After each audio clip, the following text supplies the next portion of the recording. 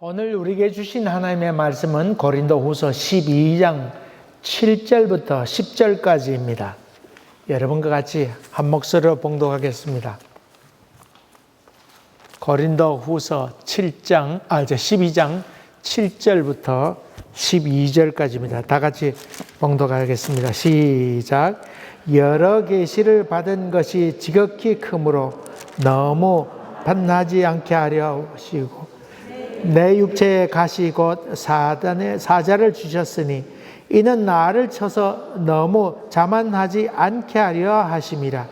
이것이 내게서 떠나가게 하기 위하여 내가 3번 주께 간구하였더니 나에게 이르시기를 내 은혜가 내게 족하도다.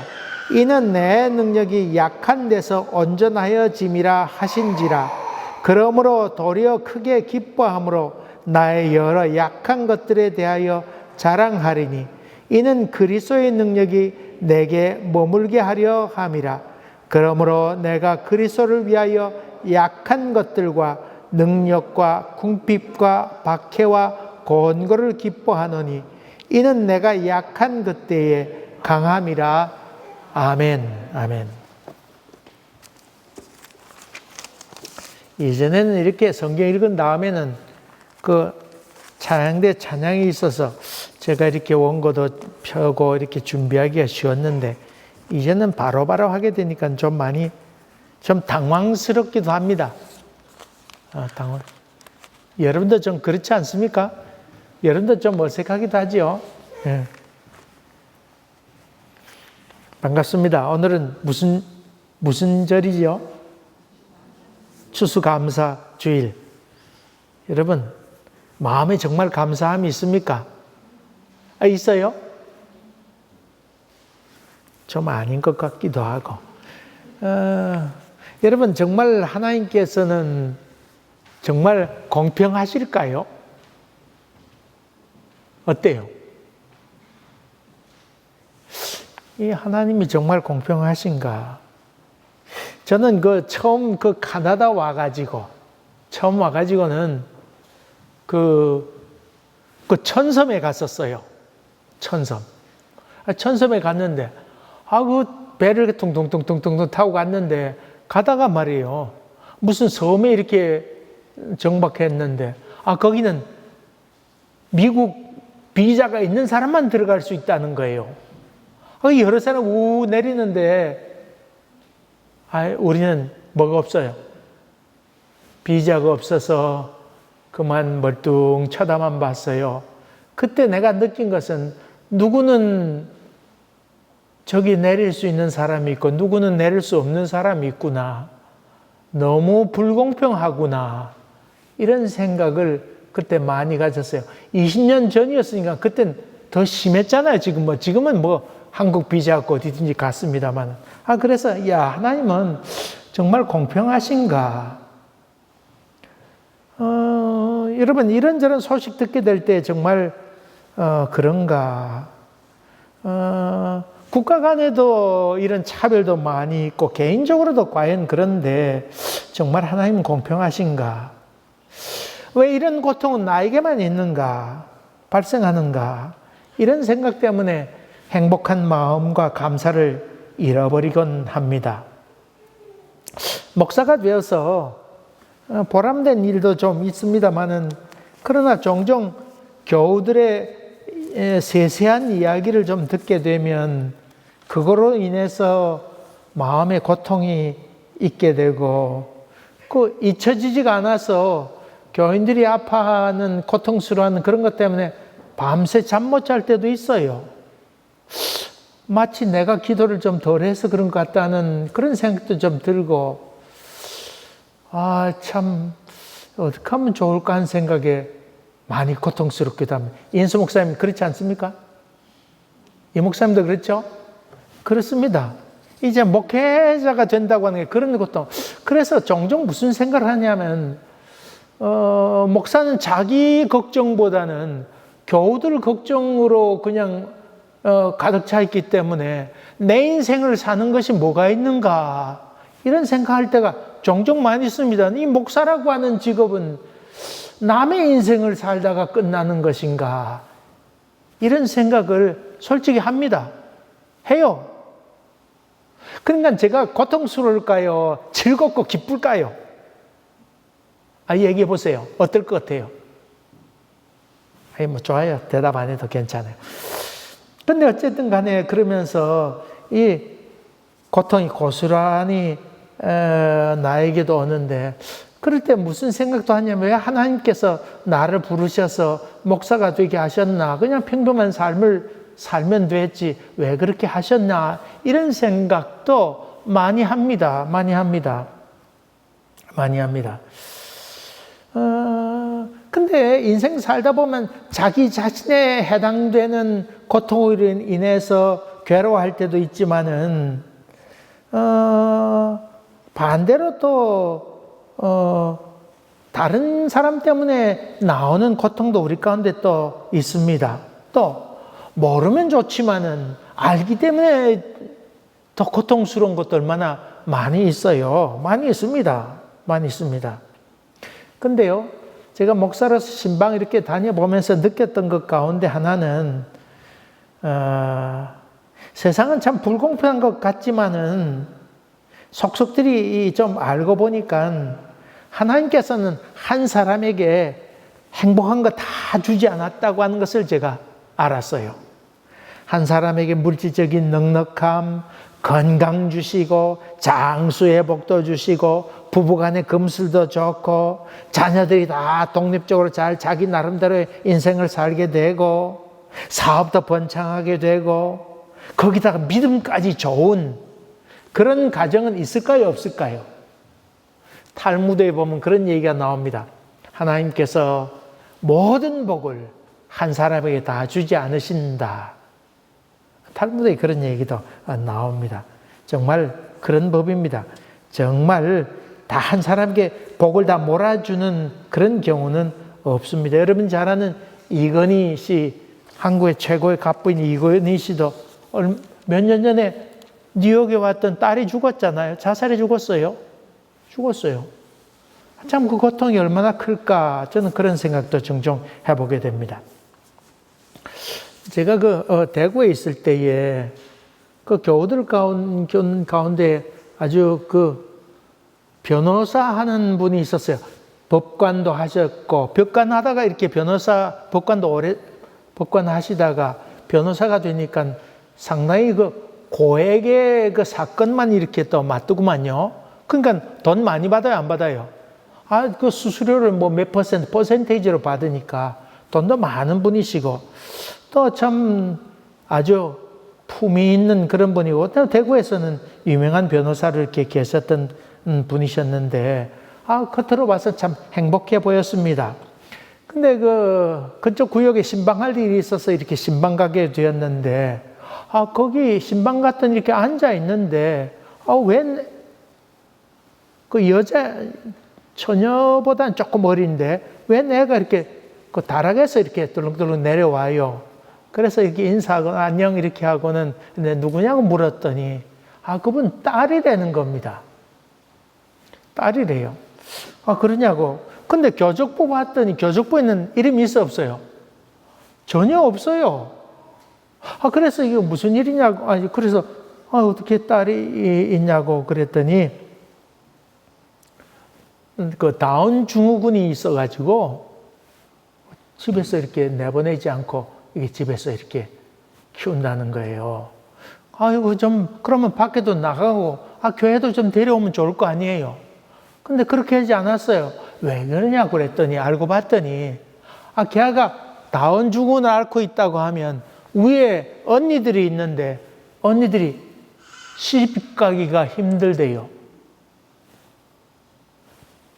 그 언니들이 있는데, 둘이 있는데, 언니들이 시집 가야 되는데, 동생이 다운 증후군이 있다 그러면, 딸을 안 데려간다고 그래서, 밖에 내보지도 않고, 얘는 그냥 집안에서만 있는 거예요. 참. 그거 보고 오니까 참 딱하더구만요. 딸 혼삿길 막힌다고 집에서만 키우는 그런 집도 있는 것을 보았습니다. 또 한 가정이 있었는데 그 가정은 대구에서는 유명한 대구에는 그 섬유회사가 많거든요. 모직 이런 것들도 많고 모직을 이렇게 실로 짜면 바지 같은 걸 짜게 되면 또 그것을 화면 이만한 스크린에다가 천을 놓고는 거기 올이 빠졌나 안 빠졌나 그렇게 보는 그런 회사도 있고 뭐 여러 가지 많이 있어 제가 많이 둘러봤습니다만 이렇게 보게 되는데 그 교회에 이렇게 나온 집이 있었습니다.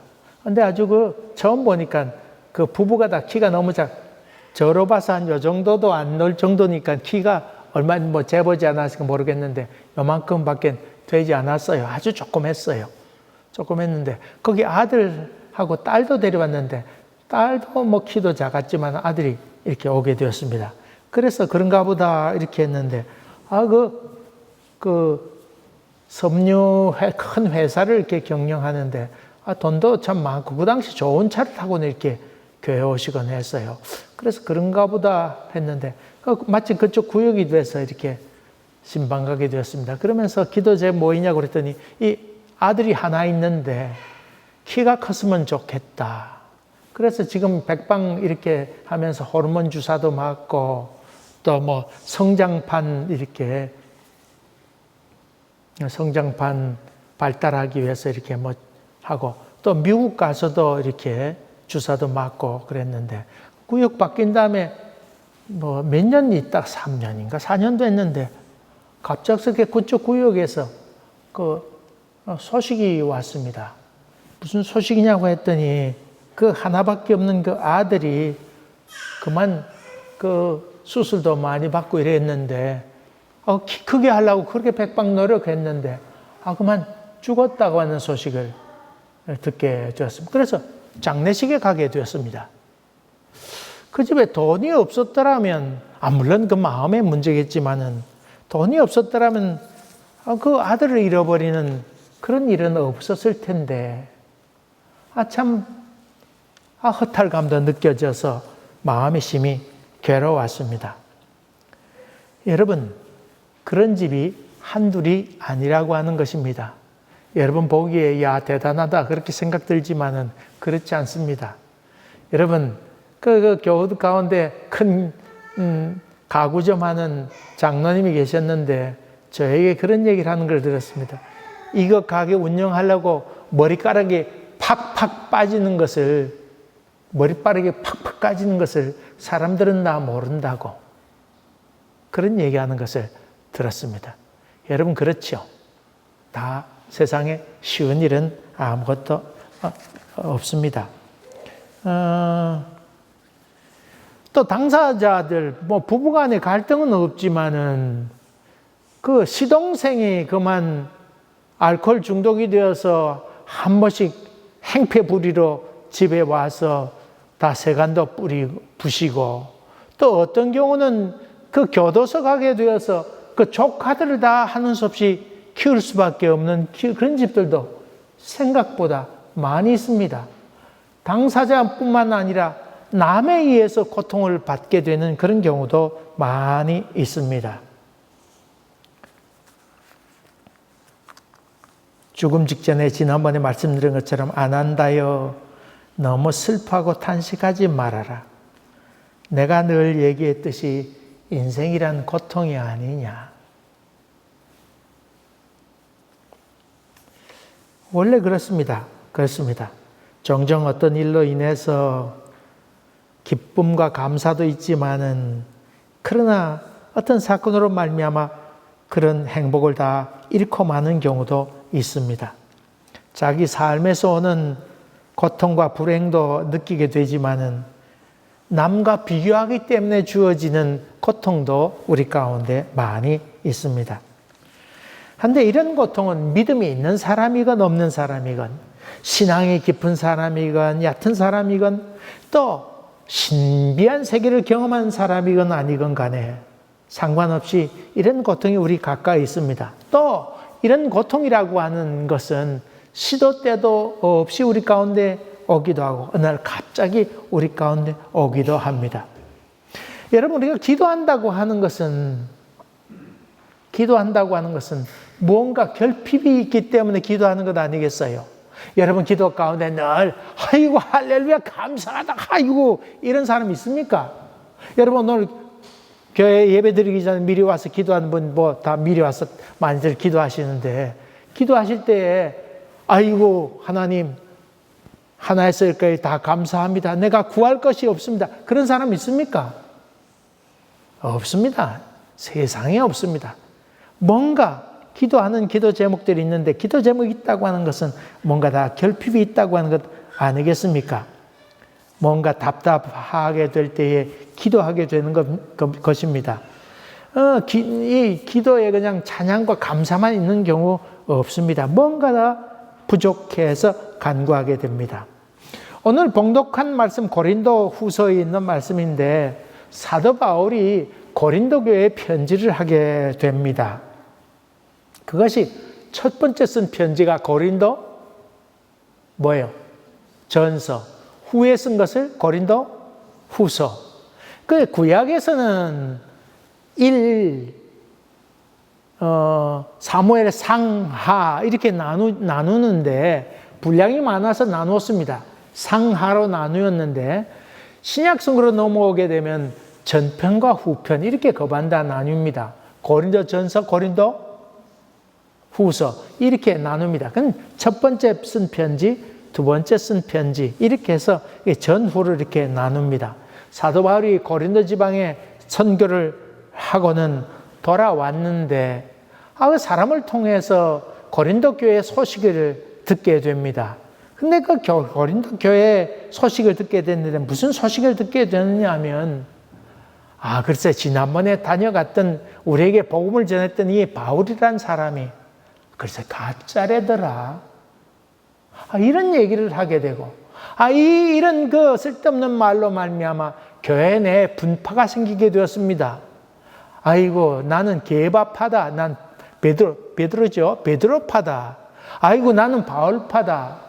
아이고 나는 아볼로파다. 그래가지고는 고린도 지방에 그 교회가 생기게 되었지만 사도 바울이 떠난 다음에 교회가 생기게 되었는데 교회 안에 이런 분파가 생기게 되고 심지어 나는 예수파다. 이런 파까지 나오게 돼서 그것 때문에 서로 분쟁하는 일이 있었습니다. 뿐만 아닙니다. 교회 안에서 음란한 일도 또 있었고 또 성찬하는 일에 어떤 사람이 미리 와가지고는 포도주를 잔뜩 마시게 되니까 알코올에 너무 취해가지고는 예배 드리기 전에 취한다 이러면서 예배 시간 행패 부리는 사람들 있었던 것 같습니다. 성찬을 빙자해서. 그리고는 그 아가페 밀이라고 해서 교회 안에서는 예배 끝난 다음에 저들이 각자 좀 있는 사람들이 음식을 가져와서 나누어 먹는 일이 있었는데 이 나누어 먹는데 어떤 사람들은 노예 직분에 있던 사람들이나 또 다른 어떤 사람들은 먼저 와가지고는 훌떡 음식부터 먹어 치웠습니다. 그러니까 나중에 왔던 사람들은 먹을 수 있는 것이 아무것도 없었습니다. 그래서 성경에 나온 것은 너희가 먹으러 모일 때 서로 어떻게 하라? 어떻게 하라고요? 서로 기다리라. 그런 말씀이 성경에까지 나오게 된 것입니다. 아까 음란에 관한 얘기를 했는데 교회 안에서 이 부부가 살다가 교회 안에서 헤어지게 되면 여자가 다른 남자 아니면 남자가 다른 여자 교회 안에 있는 다른 여자와 결혼해서 이렇게 나오는 경우도 있게 되니까 이런 일로 인해서 혼란도 많이 오게 되었습니다. 여러분 제주도에 목회하러 가셨던 목사님의 얘기를 들으니까 제주도가 그렇다고 그러더만요. 제주도 여러분 아세요? 제주도에는 교인들이 이렇게 있다가 이렇게 헤어지게 되는데 교회 안에 있는 사람을 이렇게 또 결혼해가지고는 이렇게 버젓이 이렇게 나온다 그래요. 입장 곤란해가지고는 아주 그런데 거기 있는 사람들은 뭐 그런가 보다 그런데요. 어쨌든 그런 일이 고린도 지방에 있었습니다. 또 교인들 간의 소송도 또 있었고 또 무엇보다도 은사가 많이 있었는데 이 은사로 말미암아 골치 아픈 일이 많이 발생하게 되었습니다. 또 예수님의 부활에 관해서도 또 우리 장차 부활에 관해서도 정말 부활한다 안 한다, 영혼만 부활하지 그렇지 않다, 이렇게 얘기하는 사람도 많이 있어서 몹시도 혼란스러웠습니다. 이럴 때 사도 바울이 편지를 써가지고는 이야기를 하게 됩니다. 여러분 왜 그러십니까? 교회 안에서 여러분 주님께서 곧 오실 텐데 그때 참 창피하지 않도록 좀 바르게 살았으면 좋겠습니다. 뭐 그렇게 분쟁하고 음란하고 뭐 그렇게 삽니까? 그렇게 살지 마십시오. 그런 얘기를 이렇게 쭉 써서 보내게 됩니다. 그랬는데 편지를 보내고 난 다음에 고린도 지방 그 교회가, 고린도 교회가 이 사도 바울의 편지를 읽고는 다 같이 읽고 묵상하는 가운데 그 모든 문제가 잠잠하게 되었습니다. 사도 바울이 이렇게 기다렸는데 이 고린도에 있는 사람들이 이런저런 문제에 대해서 사도 바울의 편지를 받고는 잘 해결되었습니다 하는 소식을 듣게 되자 사도 바울은 마음에 기뻤을까요? 어땠을까요?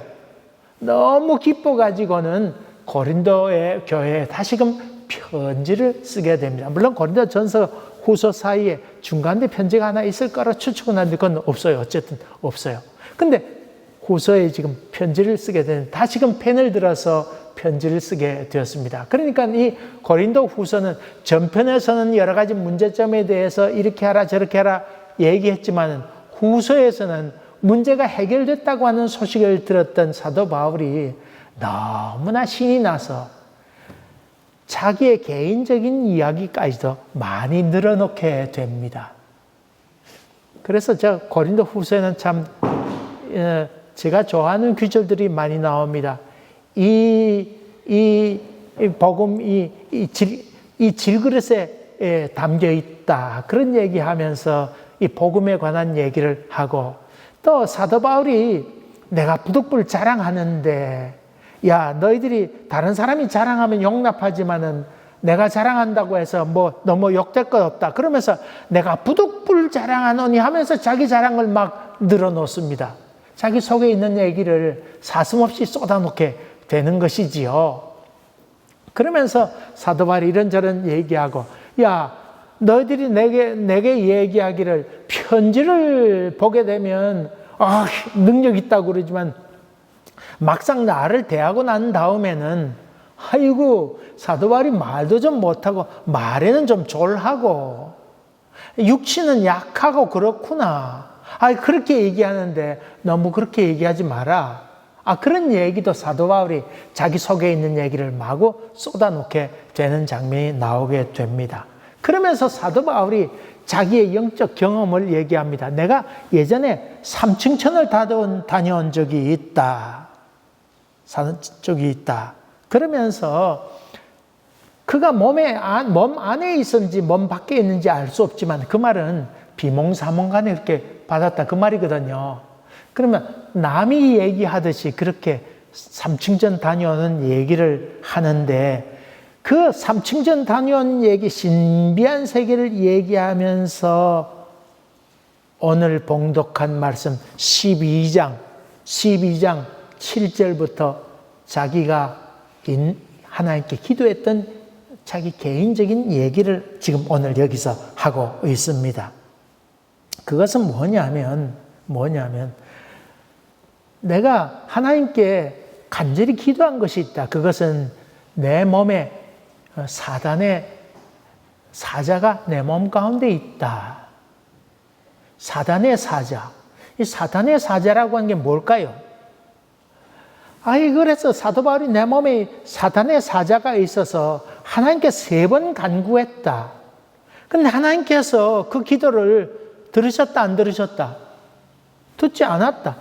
아까 성경 읽었는데 여러분 기억 안 나요? 그래서 3번 기도했는데 꼭 3번이라고 하는 3번만 얘기한 것 아닙니다. 3~4번이라고 하는 것은 내가 간구할 때까지 다 온전히 잘 간구했다. 그런 뜻이거든요. 하나님께 간절히 기도했는데 응답되지 않았다. 그것을 지금 얘기하면서 하나님께서 그 응답하지 않았던 이유는 나로 하여금 너무 자고하지 스스로 아이고 내가 기도했더니 이렇게 나았다 이런 얘기를 하지 않게 하기 위하여 하나님께서는 내 병을 고쳐주지 아니했다. 그것을 지금 얘기하고 있습니다. 사단의 사자가 무엇인가? 그것이 육체의 가시라고 하는 말로 표현하고 있는데 로마 캐톨릭에서는 독신 생활 그것이 사도 바울에게는 고통스러웠다. 사도 바울은 결혼했어요? 안 했어요? 다 오늘 꿀먹은 벙어리처럼 가면 사도 바울은 결혼했을까 안 했을까요? 제가 보건대는 사도 바울은 결혼했어요. 왜냐하면 사내들인 회원이었거든요. 사내들인 회원은 결혼하지 않으면 사람으로 그렇게 온전한 사람으로 여기지 않았었어요.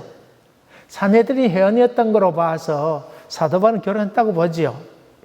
어쨌든 간에 그 로마 캐톨릭에서는 이 육체의 가시 곧 사단의 사자 이것을 홀로 사는 독신 생활이라 그렇게 표현하기도 했고 또 어떤 분은 눈이 좋지 못했다. 안질, 눈의 안질.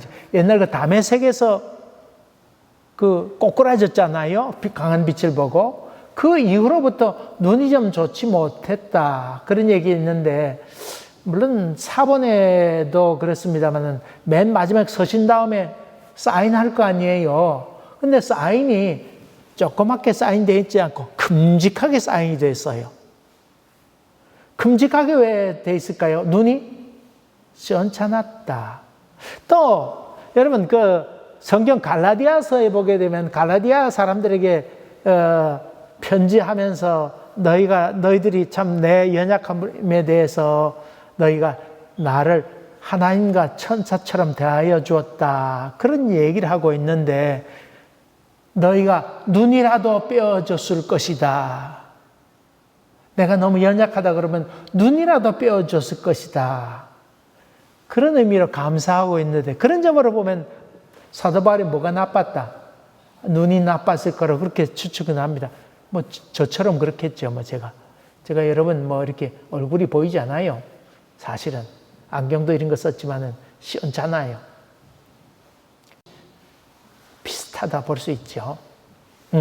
그런데 어쨌든 그랬는데 또 뿐만 아니라 그 당시 그 눈이 좋지 않았다고 하는 생각 같기도 합니다만은 사단의 사자라고 하는 그 당시 문화로 봐서 사단의 사자라고 하는 것은 간질병입니다.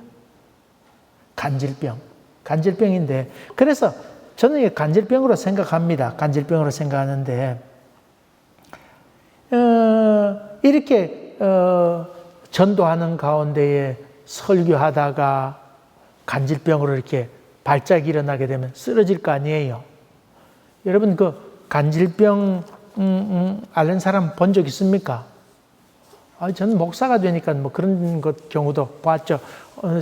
갑자기 전화 연락 와서 헐레벌떡 갔더니 온 식구들 모여 있는데 그 집 딸이 둘 있는 집이었습니다. 근데 간질이 발작해서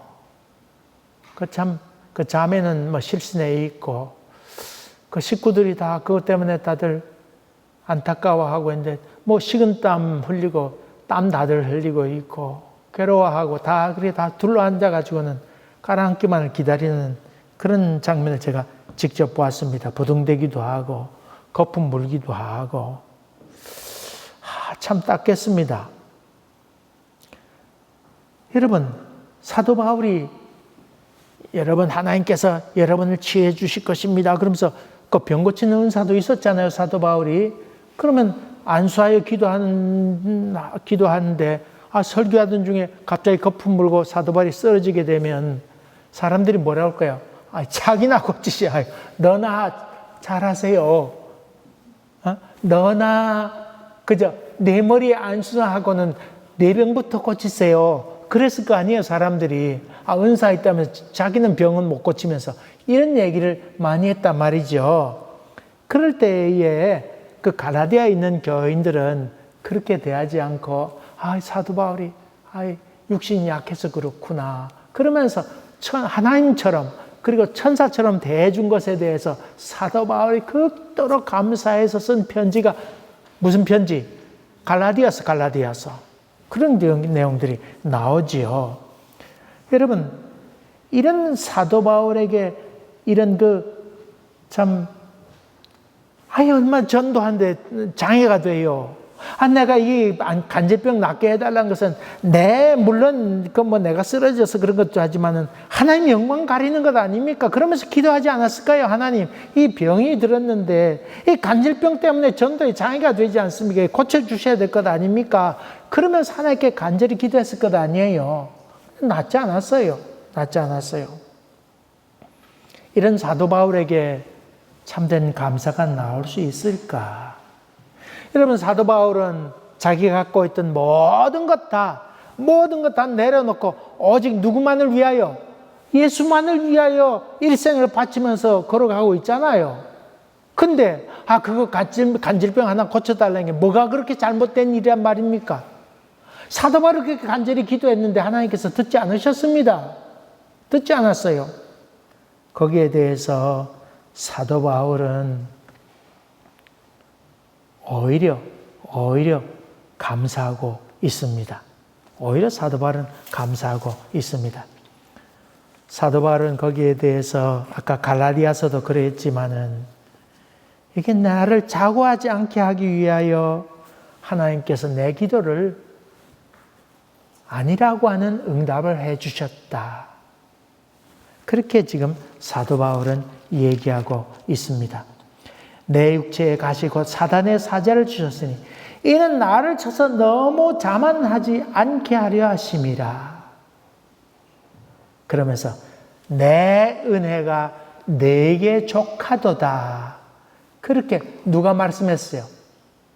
하나님이 말씀해 주셨습니다. 뭐 족하다고요? 내 은혜가. 똑바로 얘기했어요. 발음도 제대로 못해요? 어떻게 해요? 내 은혜가 내게 족하다. 내 은혜가 내게 족하다요? 뭐요? 시작. 하나님의 은혜가 너에게 충분하다. 이렇게 주님께서 말씀하셨습니다. 내가 하나님 일을 했는데 내게 돌아온 것이 뭐냐고 그렇게 얘기할 만도 한데 그렇게 하지 아니하고 그는 하나님께 감사하고 있습니다. 저는 그것뿐만 아니라 그 초대교회 교인들이 얼마나 마음에 두려워했을까. 예수님께서 죽으시고 또 십자가에 달려 돌아가실 때에 그 스승을 잃어버렸던 그 제자들의 두려움이 얼마나 컸을까. 거기 로마 군사들은 예수 부활했다는 소문 때문에 시신 찾으러 왔다 갔다 하고, 소위 율법주의자들, 유대 전통을 갖고 있는 율법주의자들은 이 예수 믿는 사람을 잡으러 다녔고, 길거리 밖에 나가지도 못하는 그런 위험한 상황에 처하게 됐을 때 이들은 정말 감사할 수 있었을까? 그런 생각을 종종 하게 됩니다. 어쨌든 간에 이런저런 일로 말미암아 우리는 기쁨을 잃어버릴 때가 많이 있고 또 감사도 다 잃어버릴 때가 많이 있습니다. 여러분, 이럴 때에 어떻게 하면 우리는 감사를 빼앗기지 않을까? 그런 생각을 해봅니다. 첫째로 여러분, 이 믿음 생활한다고 하는 것은 잘 정리하는 삶이라 볼 수 있습니다. 그래서 늘 이런 생각 가지세요. 거기까지만. 한번 다 같이 합시다. 거기까지만. 늘 거기까지만 생각하세요. 여러분, 봉사했습니까? 봉사했으면 그거로 끝내세요. 받을 생각하지 마세요. 봉사했으면 그거로 끝내세요. 내가 이렇게 했는데 주는 거 없나? 이런 얘기 하지 마세요. 봉사했으면 그거로 끝. 세뚜. 끝. 그거를 늘 끝내세요. 그걸 잘하는 사람이 지혜로운 사람이지요. 내가 하나님의 일을 했는데 내게 돌아온 것이 뭘까? 주었으면 그거로 끝내세요. 나쁜 생각 쏙 들게 되면 여기까지 생각해야지. 그 단호히 자르세요. 신앙은 복 있는 사람은 악인의 꾀를 쫓지 아니하고를 잘해야 돼요. 그거 끊어야지. 아유, 쓸데없는 생각. 그거까지 딱 끊으세요. 돌아올 것을 상상하거나 기대하지 마세요. 여러분, 이렇게 주면서 받고 싶거든. 받고 싶을 때도 있잖아요. 받고 싶을 때는 얘기하세요. 내가 이렇게 주는데 내 다음에 당신에게 받고 싶다. 그래, 솔직히 얘기하세요. 받고 싶다고. 그러면 여러분 생일 되거나, 나 이렇게 선물했는데 다음에 내 생일 때 뭐 해도, 이렇게 솔직하게 얘기했어요. 그러면 괜찮아요. 그건 나쁜 거예요? 안 나쁜 거예요? 나쁘지 않아요. 자기가 갖고 싶다는데 뭐라고 그럴 거예요? 그러니까 자기가 봉사했으면 그거를 늘 끝내되, 혹 여러분이 받고 싶으면 내가 다음에 이거 받고 싶다. 그렇게 얘기해 주시면 아마 부담이 없을 겁니다. 여러분, 더 많이 받으면 부담도 되고 그건 뇌물이 되지요. 요거 조금 주고 다음에 큰 거 받으려고 마음가짐, 그게 뇌물이잖아요. 성경엔 뇌물을 하나님께 기뻐하지 않는다고 그랬잖아요. 뇌물 주지 말고 준 만큼만 받으면 교환하는 거잖아요. 괜찮아요. 괜찮아요. 분배가 되니까 다행스러운 것이고, 만약에 적게 받으면 기부하는 것이 되니까 그것도 좋잖아요.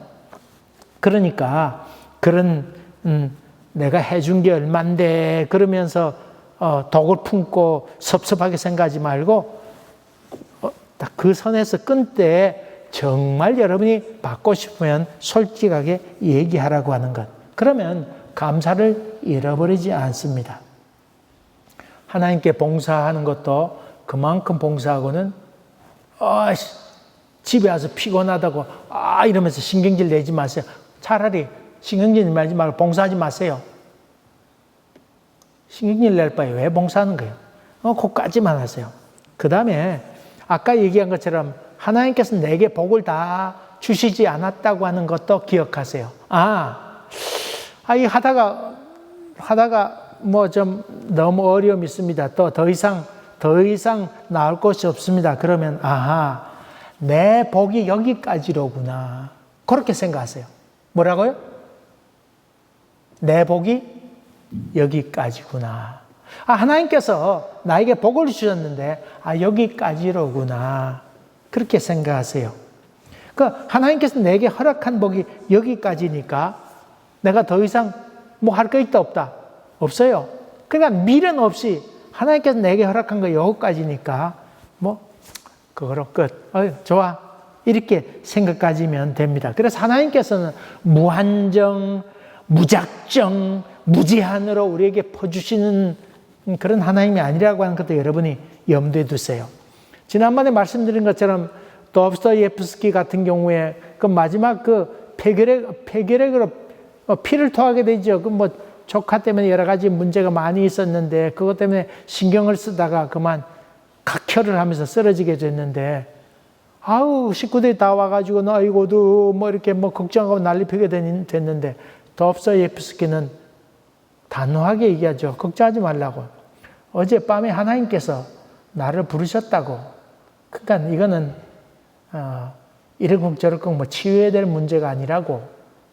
그러면서 그는 죽음을 당당히 맞아 이틀에 죽었어요. 깨끗이 하나님께서 날 부르셨구나. 내가 이만큼 여기까지 왔으니까 내가 살 만큼 살았구나. 그런 마음에서 단호히 자를 수 있었다고 하는 것입니다. 자, 조금 전에 거기까지만 생각하라고 그랬고 내 복이 여기까지로구나 그런 생각을 가지라고 그랬는데 이 두 가지를 합하면 성경적으로 말해서 내 은혜가 내게 족하다.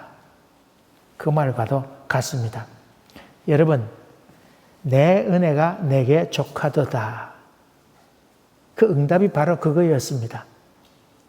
사도 바울이 간질병으로 쓰러지기도 하고 그랬으니까 사도 바울에게서는 제일 첫째 되는 기도 제목이 이거 참 빨리 간질병이 잘 건강 회복되었으면 좋겠다고 하는 것이고 하나님 영광 가리는 일이니까 이것 참 빨리 하나님께서 응답해 주었으면 좋겠다고 하는 그런 마음이었습니다마는 하나님의 생각은 사도 바울 생각과는 달랐습니다. 그러니까 나로 하여금 자고하지 않게 하기 위하여 하나님께서 육체의 가시를 주었다. 내 은혜가 내게 족하도다. 그렇게 얘기했습니다. 여러분 한번 봅시다. 사도 바울이 고린도 지방에 가서 선교했을 때 어려웠을까요? 쉬웠을까요? 여러분 사도 바울 편지 가운데 사랑장이 나오지요. 어디 나와요? 고린도 전서 몇 장? 13장. 사랑은 오래 참고 사랑은 온유하며.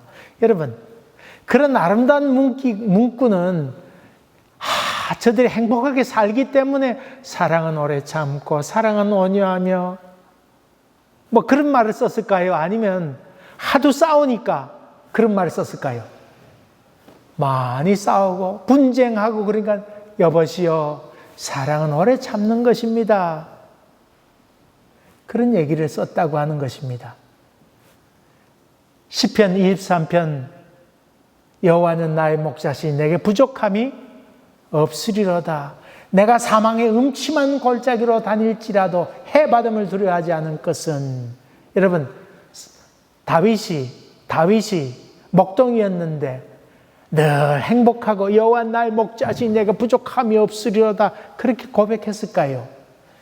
늘 다윗은 사울 왕에게 쫓기는 삶을 살았습니다. 멈춰 있을 수가 없었습니다. 거기 있다고 하는 소문만 났다고 하면 사울이 쫓아와서 칼을 들고 그를 향하여 달려왔습니다. 어디든 관계없이 쫓아왔습니다. 그러나 그 가운데서 다윗은 여호와는 나의 목자시니 내가 사망의 음침한 골짜기로 다닐지라도 해받음을 두려워하지 않을 것은 주께서 나와 함께 하심이라. 여기에 대한 분명한 믿음이 있었기에 그는 그런 고백을 할 수가 있었습니다. 하나님의 은혜가 내게 족합니다. 이런 고백은 정말 은혜가 있을 때야 주어지는 귀한 고백인 것을 봅니다.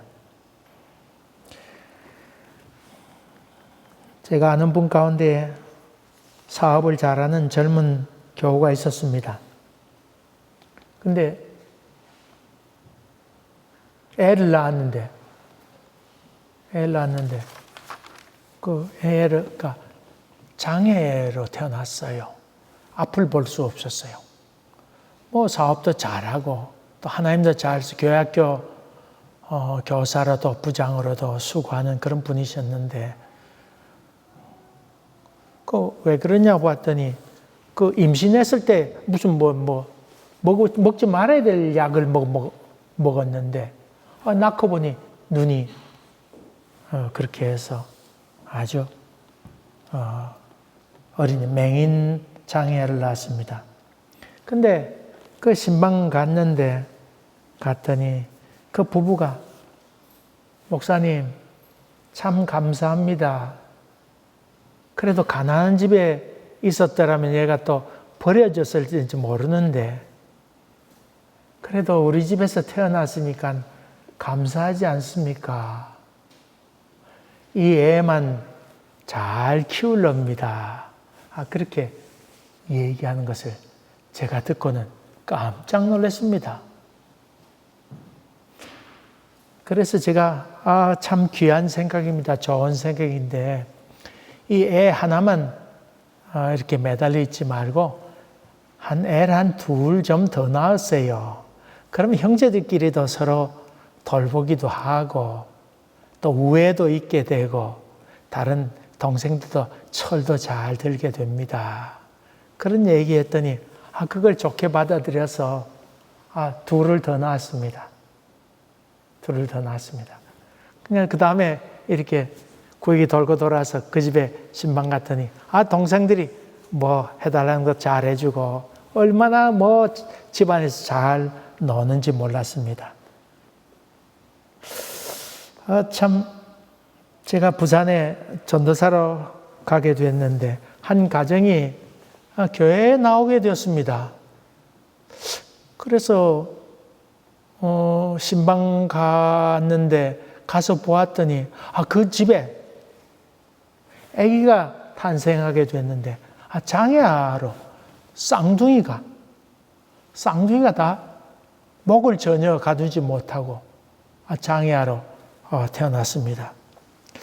그래서 교회에 나와서 나는 이 아기가 잘 낫게 하기 위하여 교회에 왔나 이렇게 생각하고는 가서 이렇게 얘기를 들어보니 그것이 아니었습니다.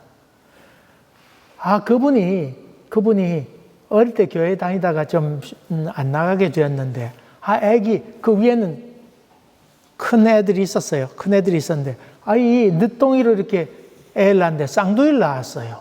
근데 이렇게 장애였어요. 근데 그분의 고백이 참 하나님 너무 감사하지요. 하나님께서 나에게 두 천사를 보내주셨어요. 이렇게 보내주셔서 너무나 감사해서 어릴 때 교회 다녔던 걸 생각하면서 내가 다시금 교회에 나오게 됐어요.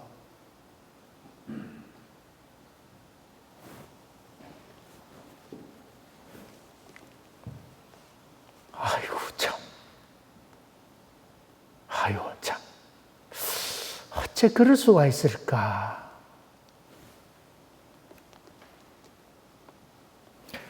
여러분, 우리 가운데 고통이 있습니다.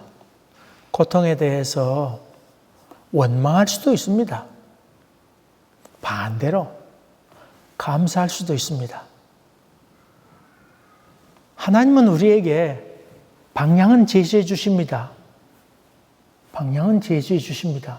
감사하라. 그런데 감사하든 원망하든 선택은 누구에게 있다? 여러분에게 있다고 하는 것입니다. 여러분, 원망하고 싶으면 원망하며 사세요. 그러나 하나님 말씀대로 감사하며 살고 싶은 사람은 감사하세요. 그럴 때 합력하여 선을 이루시는 하나님의 은총을 체험하게 됩니다. 하나님은 우리에게 방향을 제시해 줍니다마는 선택은 우리 손에 달려 있다고 하는 것을 기억하시면서 우리에게 주어진 이 선택을 좋은 선택으로 결정함으로 말미암아 하나님께서 우리에게 준비하신 누리고자 하는 그런 복을 마음껏 누리면서 남들이 다 살맛나지 않다 그런 세상에 대해서 여러분들은 그래도 세상이 살만한 세상이 아닌가 그것을 증명하며 살아가는 사람들이 우리 예수 믿는 사람입니다. 이런 은혜가 여러분 심령 가운데도 가정 가운데도 충만하게 되기를 주의 이름으로 간절히 기원합니다. 은혜로우신 아버지 하나님, 주께서 기회를 주실 때 무엇을 선택하는지 잘 선택하는 지혜로운 사람이 되어서 아버지 하나님, 감사로 충만한 저희들 되도록 인도하여 주시옵시고 세상에서 가장 지혜로운 사람은 잘 배우는 사람이고 세상에서 가장 행복한 사람은 감사하는 자라고 했는데 이런 감사로 충만한 저희들 되도록 도와주시옵소서. 예수님 이름으로 기도하옵나이다. 아멘. 사랑하는 교회 여러분, 여러분에게 주어진 기쁨과 행복함을 악한 마귀에게 빼앗기지 않도록 든든히 붙잡는 여러분 되시기를 주의 이름으로 간절히 기원합니다. 지금은 우리 주 예수 그리스도의 은혜와 하나님 아버지의 지극하신 사랑과 성령의 역사하심이 믿음 가운데 거함으로 말미암아 마음의 큰 기쁨과 평강을 간직하고자 다짐하고 그런 삶을 누리고자 하는 온 심령들 가운데와 그리고 이제 이곳에 있다가 이제 싱가포르로 떠나는 우리 아린의 가정 여호와 이래 여호와 인도하심 높이 세우심 그것을 믿고 믿음의 걸음으로 싱가포르 가게 됨으로 말미암아 하나님의 이름을 높이 드릴 것을 우리 믿음의 눈으로 바라보면서 축복합니다. 아버지 하나님 기억하여 주시옵시고 성부 성자 성령이 우리 가운데 충만하기를 주의 이름으로 간절히 기원하옵나이다. 아멘. 아멘.